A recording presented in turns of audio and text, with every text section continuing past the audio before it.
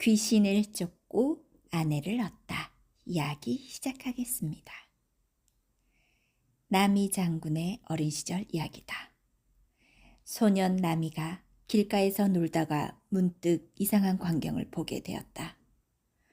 어린 여종이 머리에 보자기로 싼 상자를 이고 가는데 그 위에 분을 뽀얗게 바른 여자 귀신이 올라앉아 있었다. 그런데 그 귀신이 다른 이들의 눈에는 보이지 않고 나미의 눈에만 보이는 것이었다.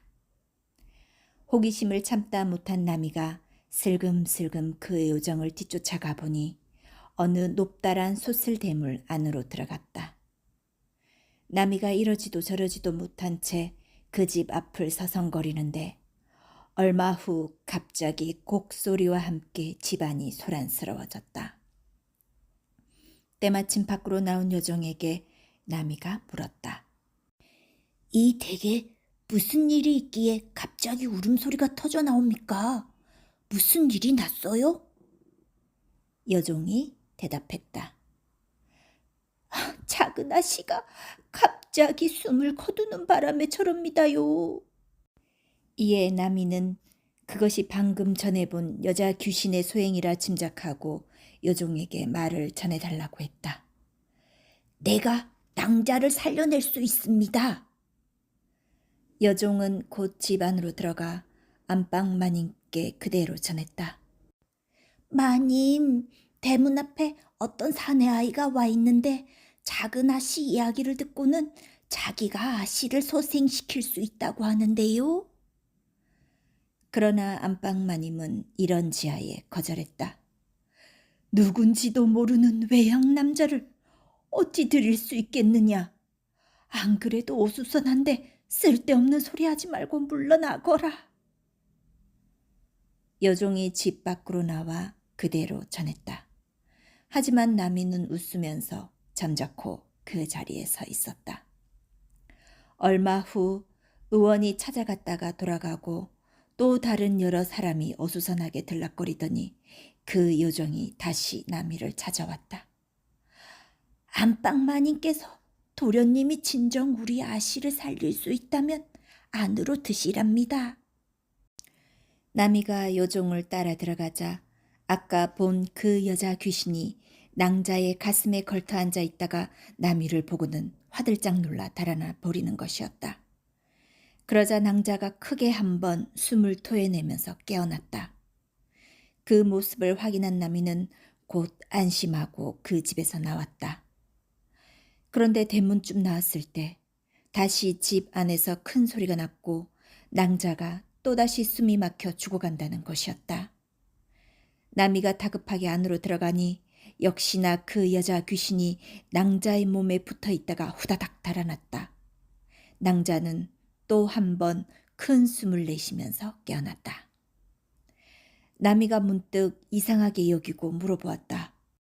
아까 이 댁의 요종이 보자기로 싼 상자를 이고 오던데 그 속에 뭐가 들어있는지요? 홍시입니다. 나이든 여종이 말해주었다. 아씨가 보자기를 펼치고 하나 꺼내 먹자마자 갑자기 숨이 막힌다며 쓰러지지 뭡니까?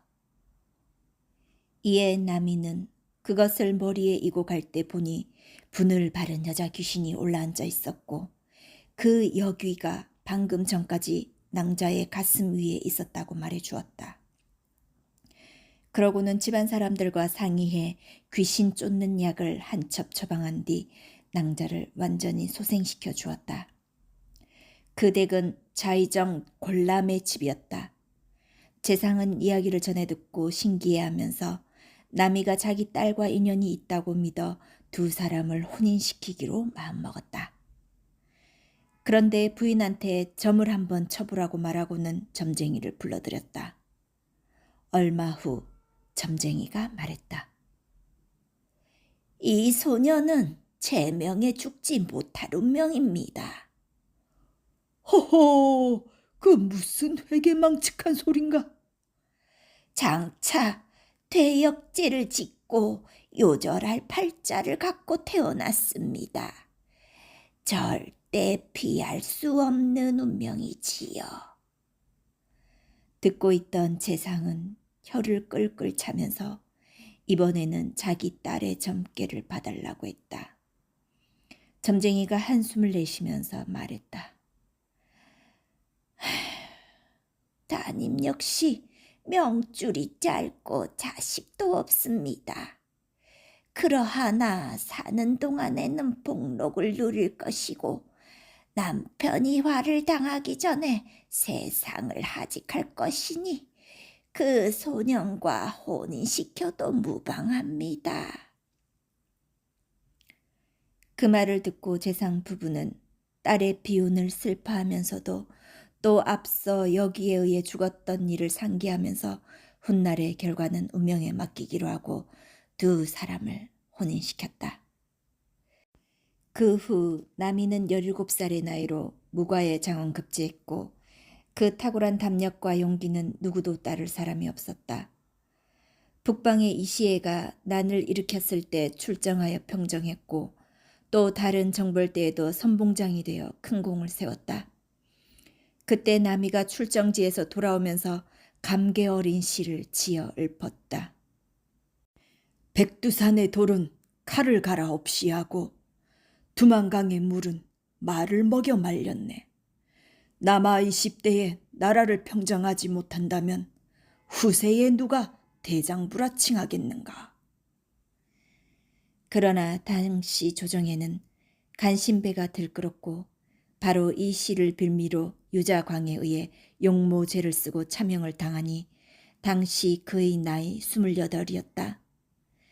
그의 부인인 권람의 딸은 남이가 참수되기 몇 해 전에 이미 세상을 떠났으므로 화를 입지는 않았다.